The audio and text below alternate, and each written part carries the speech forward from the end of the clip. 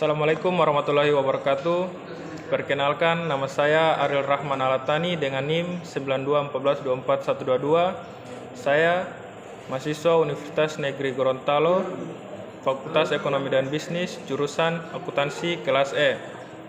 Sini saya akan menjelaskan secara ringkas apa itu aset tak berwujud dengan mata kuliah Akuntansi Keuangan Menengah yang diampu oleh dosen Ibu Justina Hiola SE AK MSA CA.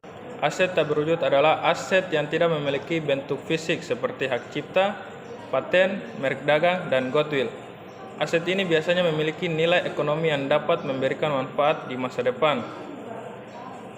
Penilaian aset tak berwujud yang dibeli dicatat pada harga perolehan, yaitu jumlah yang dibayarkan untuk memperoleh aset tersebut.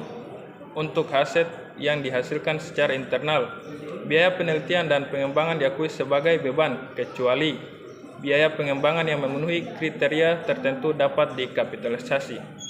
Kemudian amortisasi aset tak berwujud dengan umur harus diamortisasi selama masa manfaatnya.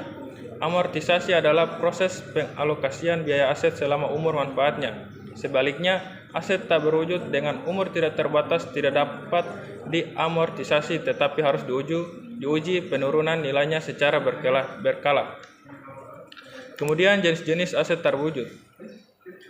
Ada 1. Aset terkait pemasaran, termasuk merek dagang dan nama domain yang memiliki nilai pasar dan dapat memberikan keuntungan kompetitif. Kemudian aset terikat pelanggan, seperti daftar pelanggan yang dapat digunakan untuk pemasaran dan penjualan.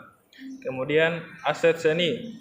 Aset seni termasuk hak cipta dan karya seni yang memiliki nilai ekonomi. Kemudian aset kontrak. Aset kontrak seperti franchise dan lisensi yang memberikan hak untuk menjalankan bisnis tertentu. Kemudian aset teknologi termasuk paten dan rahasia dagang yang melindungi inovasi dan teknologi. Kemudian yaitu goodwill. Goodwill merupakan selisih lebih antara biaya akuisisi dan nilai wajar aset bersih yang teridentifikasi saat perusahaan diakuisisi. Goodwill mencerminkan nilai reputasi dan hubungan pelanggan. Goodwill muncul ketika perusahaan mengakuisisi perusahaan lain dan membayar lebih dari nilai wajar aset bersih yang diperoleh. Goodwill tidak dapat dihapuskan secara langsung, tetapi harus diuji penurunan nilainya setiap tahun untuk memastikan bahwa nilai tidak lebih tinggi dari nilai yang dapat dipulihkan. Kemudian adanya penurunan nilai aset tak berwujud.